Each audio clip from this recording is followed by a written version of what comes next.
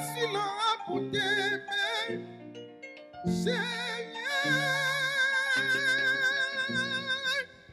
Allah, ok, ainsi, petit baby, alors, la coupée sana, alors, maman, Allah, what the baby, my petit dog, Allah, la coupée sana, oh, maman, oh, maman. My name is Dickens, but all mtanipata kama Mkurugenzi_Yano. I'm a dancer and a student. For me, my best Wicked Edition episode, it was ile ya Njugush body shaming. That episode really came through for me. Napenda muziki sana, so kutoka hiyo time from when I was a small boy. So kuna mahali hapo kwa reggae nafikiri tulikosana na jamaa fulani. Nikambeba. Mshaona hiyo clip mahali kwa Majuu, kuna kijana fulani mkubwa alibeba kijana akampigisha chini. Sasa huyu nilimbeba nikamwekelea mahali juu, nikamwambia sasa tuonane. Sasa tuangaliane. Ukiwa hapa chini sikuoni. Na hizo undertones sana before nikamkuwa Njugush, what's the worst yenye umeikuwa nayo? Sasa siku moja the worst ilishafanyika. Tuko pale Kikomba. Unajua vile hizo waya za stima ushikana. Napiga papa. Sasa kila mtu mbio. Mwingine anaanza hata wewe unakimbia. Sasa stika vile. Sisi kama walikuwa wanatumia mafuta yangu. Kwa moto mafuta ya transformer iko sawa. The guy who made the worst undertone. I think when you make fun of yourself so much that wase wengi wakosa jokes za kumake about wewe. I think also there was that phase. Me I won't lie. Kuna time nilikuwa nataka kunaona. So juu nimeenjoy sana shule, inafika place kila mtu anakuteremka. Unajua ukiwa shule unatakaga, kuna ule jamaa alikuwa deadly sana mchongoano. Kuna ule mtu deadly. Sasa kuna mtu mwenye hayuko lakini bado anang'ara na mimi. Anatoa moja watu wote wanacheka. Na ni rahisi. Na sina inaitagwa hii ya kurudisha. Kuna nini? Comeback. Nataka kusema feedback. Hauna comeback. So now it was a certain stage. Mwalimu Matha anasema toeni sote, sitaki kutoa. Una feel uko inadequate, yani una feel hauko, there's nothing unaweza do. So it reached a point, I think later on after Kole, that's when nilianza kuona wait. Na kitu ina work. Right now kitu na battle. Then nilikuwa nakula glucose juu kuna mtu alituambia mwili fat it is stored in your body. Ukikula sana it is stored fat. Ukiwa na sugar mob hiyo sucrose inakuwa fat. So what I thought ni kule glucose nyingi so that istoriwe kama fat. Nilikula glucose. Nothing was happening. Actually I was nilikuwa napunguza kilo. Wengine wetu niliona badala ya ukubwa na udogo, wengine wetu tunangangana about hauko the right size, hauko the right kilo, watch your weight. Mtu anapiga gym, anakula majani tupu, anakunywa maji, alafu anachotwa na punda. So I think alafu ni rahisi kwa msi kama wewe kujitetea cause wase wako gifted differently. Hata Eric Omondi amesafa sana kwa yeye ni mkonde, but juzi wase waliona uzito yake mahali iko. Wakili.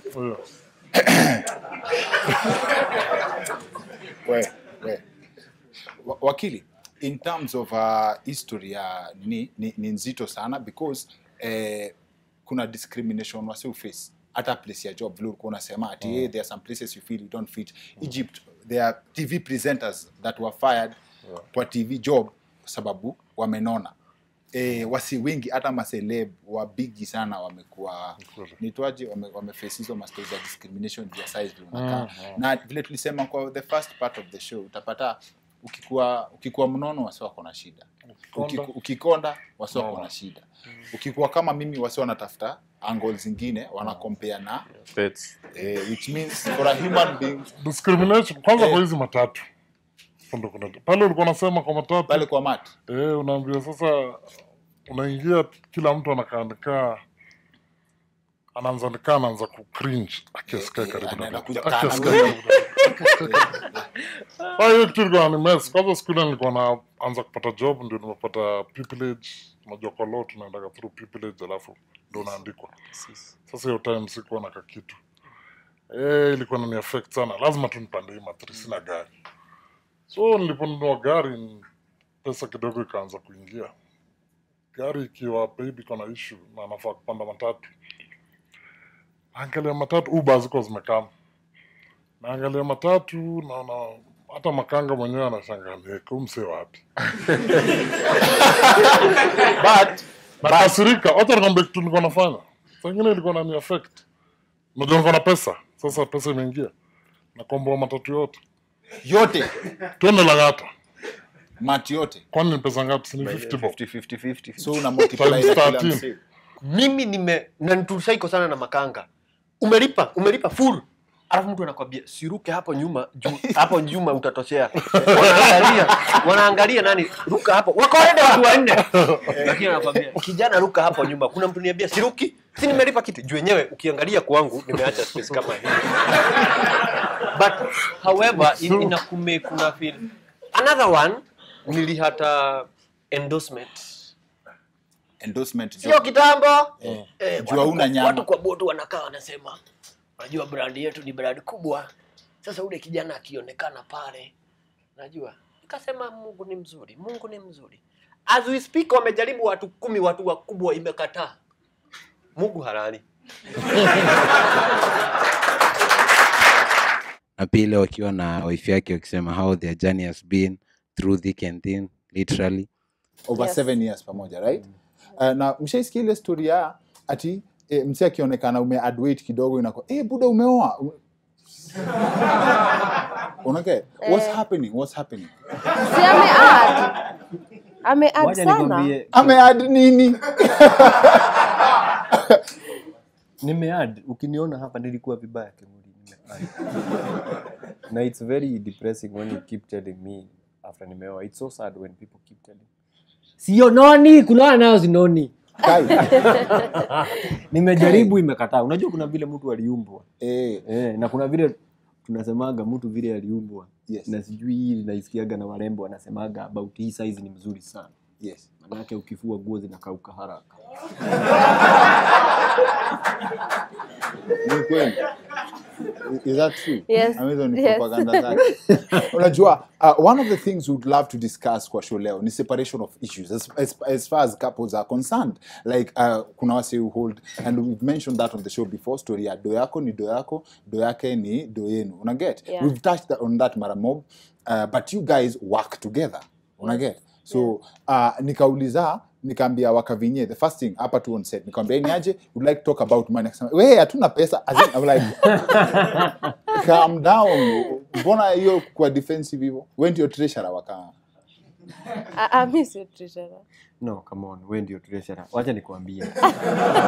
Wacha tuseme tu kweli, na hapa nasema national television. Ngoja. Unasema nini? Wacha censorship wewe. Wacha tuseme ni haki yetu. When it comes to money, one, I'm so lucky to have broken that ice. Because most of the times when you work different or even together, mnaandikianaga nani anafaa kununua kiti, nani anafaa kuleta chakula ya kuku. But now in this case, how it all started, yeye ndiye alikuwa sponsor, yeye ndiye alikuwa ananisort. By then I was in third year, yeye alikuwa first year. Yeye ndiye alikuwa anakusort. Alikuwa first year. Alikuwa first year wana pesa hawajui kutumia.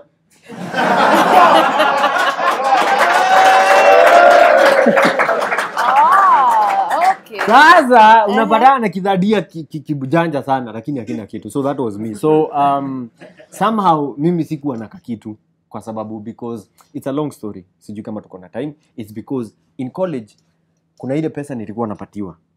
Na mzee alikuwa anajua ni hiyo. So ikipita hiyo kupita hapo siwezi zidisha hapo. Personally mimi ni mtu wa oye. So siwezi itisha do.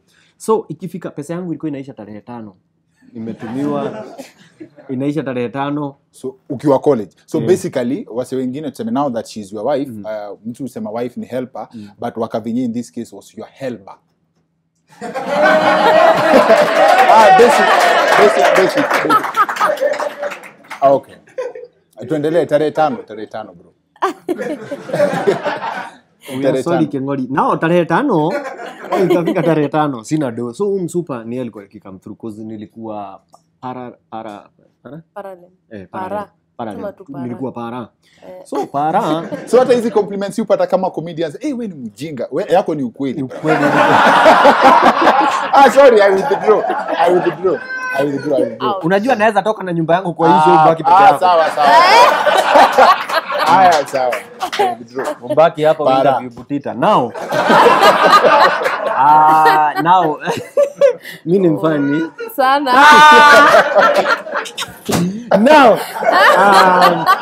now this is the thing. So mwezi ikifika tarehe 5 sina do because mimi ni para na pesa yote ni chakula.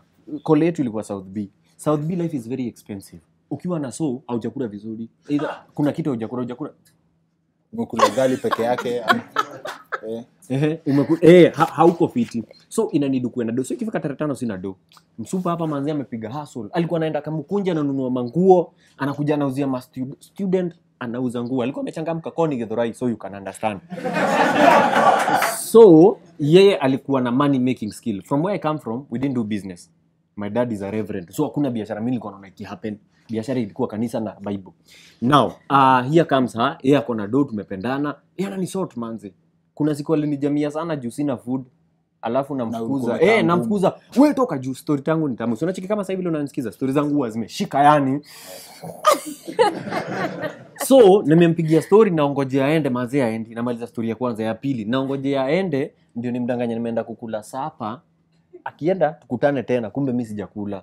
So manzi akakwama. Akaniambia si tuende tukule kwenye unakulanga. Mimi sina pesa. Sina. Anamwambia wewe enda, mpaka nikajikasirishia. Akaniambia nini? Ndio nikamwambia hapa niko na 50 bob. Na sasa tukienda sisi wawili, umeacha nyama huko za shule, tunaenda kukula na wewe hapa. Kuna mali tuko naita Kimende pale South B.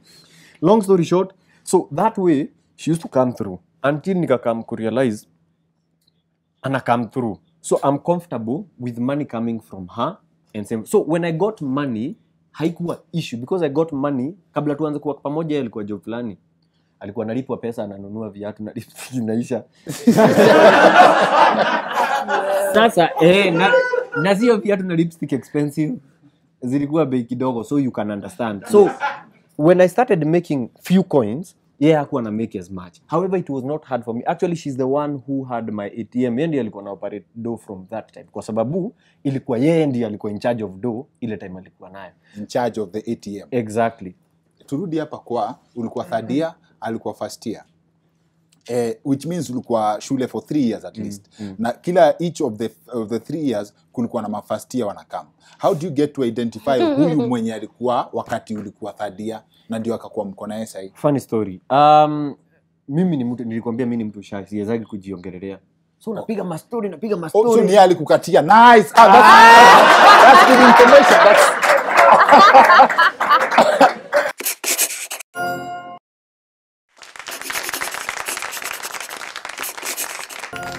I'm Rachel, and I'm a student at Masinde Muliro, doing disaster management and humanitarian assistance.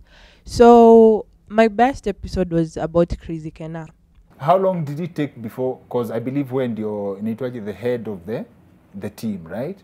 How long did it take before ujiambie hautangoja kuandikwa job, you can actually do something na content? I think that one happened immediately after high school. Okay. Nilikuwa mwalimu by the way. Ulikuwa mwalimu? Yeah. Man trained teacher. Ana trained teacher wala kushikilia. Wapi uko? Kwa sasa mtaa. Mtaa wapi? Hii mambo ati mtaa. Ziko tu mtaa. Uko sasa I think sasa Lakisama huko. Kasarani. Okay. Yeah. So nilikuwa mode. Nilikuwa nachapanga wera pale. Alafu I think kuna kitu interesting nilikuwa nakumbukanga. Wewe teacher alikuwa amenipea job, so najua alikuwa analipananga ile anakusalimia, mnapatana kwa barabara, unaona ile design. Alafu anakushika hivi mkono. Anakuja. Kama ni hongo. Anakuambia jishikilie na hiyo. Anakubribe na pesa yako. So from hapo ndio at least nilikuwa na learning experience ya work. kuchapa shughuli, but I think vile niliingia sasa campus, Yes. discover manze nilikuwa na talent fulani. Nilikuwa na talent lakini nilikuwa nimeanza shoot, but siku actually nimejua path yote 100%. Okay. So through meeting different people, bro yangu akaniingiza social media, nikapata na team hivyo. So nikianza actually ilikuwa ni kama na shoot because whether pesa ikuwa mimi sikuwa nda shoot. Yes. Yeah. Passion sasa. Yeah. Wazi. Na Bushra, wewe as in wewe pia ulikuwa na path ya content ama ulijipata tu? Okay, mostly ni passion. Ni kitu nilikuwa napenda kufanya, but sasa nikapatana na Kennar, then the dream ikaflow. Na sasa mmeanza kumake do, unaona ukienda kutafuta job na finance ama qualified finance expert? No, I'll stick to what I love. I feel like now I'm more of an actress kushinda this other side of finance. You're more of an actress kushinda hii side of finance. Yeah. Now what does it take to put to keep the team together? Squad ya wase wa young wamejipata wanajua kumake do. What does it take to keep the team together? Actually I can say it takes a lot. Living with people is can be of advantage. Na pia inaweza kuwa ya disadvantage. So ina depend na perception yako. So one thing about the Milan over the years that you must have the virtue of acceptance. Usingangane kuchange watu, unataka kuchange character hivi. So when you're working with your peers, if I could behave like you are more superior to them, uanze kuwakanyagilia. Then I think the spirit of teamwork, when all of you understand that this thing is going to benefit us all. So let us put all our energies up, because I believe personally I believe that great companies ilianzia such levels. Okay. So kwa hivyo ukiongea hivyo ukisema great companies ilianza such levels, mko na vision ya go beyond what is happening now. Yeah. Si ndio? Na expertise yako ya finance you play kwa content creation? Not for now, but in the future. But as a graduate. But it will play.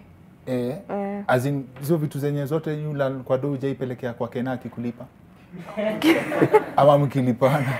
Si like tukikaa pamoja yes to discuss. Unajua ile knowledge yenye uko nayo, it will always apply. Say it come out. Okay. It will, but like ile specifically like I'm doing this. The overall budget, no, not yet. Yeah. Okay. How long have you guys worked together? It's been 5 years now. It's been 5 years? Yeah. 5 years? Yes. Like 5 years? For real? 5 years? Wow, mazi, that's long. That's long. So mkimit ulikuwa ushajoin shule?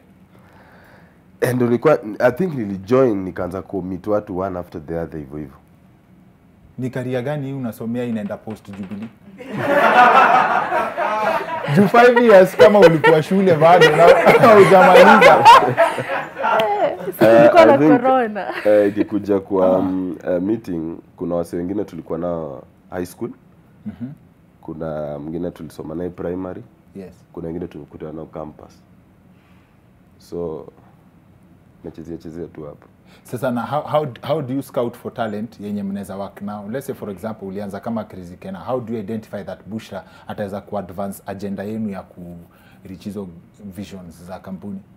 I think greatness as again as I describe that ukiwa mse great na uko na internal greatness, automatically watu wataanza kuapproach tu pole pole, utajipata tu now, because I can give an incident like for Bushra. Actually yako amekuja ku act. Yes. Beshte yake alimleta akuja watch. So in the period of watch mimi nikamwatch.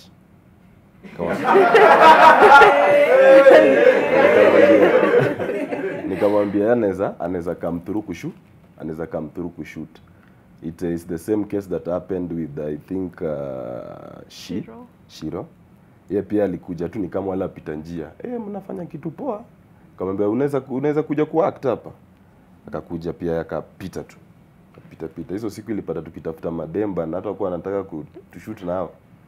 Tukiwa JQuat. JQuat kuna madem? Sorry. No, sorry. Mimi naongea kama mtu ajui, so unaweza ni correct. Jackpot kuna madem. I think tukianza unajua one thing about great visions ni zikianza zinakanga ni kama zina future, zina mbele. Yaani hata huwezi ona. Juu ilipata kama I think tukiwa mimi na Stano. So nimeunda idea, nikamwambia Stano kama tushu tukasema hii idea tunahitaji wasichana wawili. Tulitafuta wasichana, tulitafuta Mlitafuta wasichana ama mlikuwa mnatafuta Bushra? Unajua there is a difference. So tulikuwa natafuta wasichana hadi kuna mwingine tulinok kwake tukamwambia unaweza shoot na sisi, akasema ningojeni peni 5 minutes. Mpaka wa leo I think bado. So ilibidi I think sasa ilibidi so juu ilikuwa character fulani tunahitaji tu ni kama na approach madem. So ilibidi tu time wasichana napita. Tukaact kando yao. Mimi naitwa Brayo Ngacha, mtaa wananitanga Brayo wa Google. Show mimi nilipenda sana ni ile ya Bright Gameli, ile ya kuongelea maneno ya cyber security na nini. Na ili niokolea cause nilianza consultancy firm yangu ya tech. Email serves as the base of anything. Hackers these days are trying to exploit email systems, or they find ways to be able to do that. Now, everything has what we call a two-step verification, right? Two-step verification is basically ways of you being able to make sure that even if somebody has the password to your email, they will be able, you actually get a second authentication to your phone before it actually, before they try to log in. So assuming I have your password. Yes. Right now I did without a password, but if in case I had your password and I want to log into your email, you actually get an alert, right? You get an alert. What I just showed you right now is the same what we call phishing. It's what people are doing to actually get into your Instagram, your Facebook, your account. Okay. So they send an email purporting that it looks like it came from Instagram, it looks like it came from Facebook or Twitter or anything. Then you are trying to log in. If I was to do this in the proper way, you actually get a right proper lookalike, a feed. Okay. Right. Sawa. Yes. And why are people still losing social media accounts despite being told, hey, don't click this link, don't do this? Why are people still falling victim? Hackers are getting better these days, and the tools that they're trying to use to hack are open source. They are available. They are practically everywhere. So sometimes it's not your doing. You know, you need to. It's not everybody who have the awareness that we're getting right now. It's why we have this show, that you can actually see what the mistake is. Sometimes it comes looking so real that you can't tell the difference between a fake one and a real one. So we need to be very vigilant as to how we can able to stop that. In case you actually lose access to your safe, for example, Instagram, there's a recovery process. I left one on my, if you check my Instagram page, I left a highlight which shows exactly how to recover your Instagram account. If you have a lot more pictures of yourself, because Instagram sees your face, it knows your face, it has done the facial recognition to know that it is actually you. So you need to have a lot more pictures of yourself on Instagram to recover. If you have a Twitter, Gmail, I get a lot of those requests almost every week, almost daily. You need to actually follow the recovery process. But the thing is, everything is linked to what? Email. So if you secure your email with two-step verification, with backup codes that it gives you already, you will be able to actually get access back to your email, your social media accounts very easily. The same applies to all the other social media accounts. All of them. All of them. There's Instagram, Facebook, Twitter, even WhatsApp has two-step verification if you don't know. Okay. And most people don't actually use it. So please activate those two-step verification. Go to the privacy settings, check what privacy settings that are there to make sure that you're secure. The security features are there, but people don't spend time to go through them to be able to make sure they can be secure. Okay. Yeah. So, and what stands out about Mike Chesang from your other students, and what would you identify, or for a parent out there, use to identify that their kid has potential in being an IT guru? Let me tell you something. When I saw Mike and I told him I can mentor him, there was no pushback from the family. The family is like, look, take him, go ahead, do whatever you have to make sure that he's just doing what he has to do. But Mike is a very diligent person. He's very dedicated. He's very respectful. He's very open to sharing ideas and open to also teaching other people. The other day, Mike did a presentation to about 12,000 students online. He did a presentation at one of the conferences that I ran called Africa Hack in front of 500 people. And that's because he listens. He's been able to actually say, I'll take the lessons that you've taught me, and I'll have to share as well. So the more he shares, the more he learns. That is something which I don't find with a lot of people, or sometimes parents are also the hindrance to actually getting me to actually get some of the mentees. So like, I love to mentor, but I don't spoon feed. Mike, I tell him, look, you go read, when the guests start come.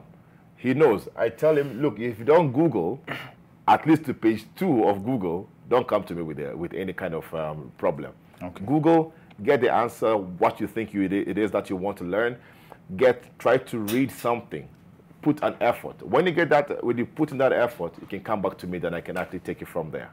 Okay. When you're doing an exam online with the skill set that you have, how do you beat the temptation of hacking the answers? Well, by reading. Serious? Yeah. Like if you came across something you didn't know and you're doing the exam online? Yeah. I just have to fill the question. That's You it. fail because you want? Not because I want, because ethics is I have to be ethical with it. Really? Yes. Like you know where you can get the answers on your laptop, but just because you're an ethical person, you will not go that extra mile. Yes, it's You will not go to page 2, as Dr. Bright said. No. Eh. Yes. And what motivates you to stay in school? And Dr. Bright himself, the guru, has said that you are ripe enough for the job market. Well, are you delaying for others to be employed? No, as you said, Dr. Bright, he has his PhD. Like he got his PhD, like one of the youngest in Korea. I also want to like achieve something similar to that.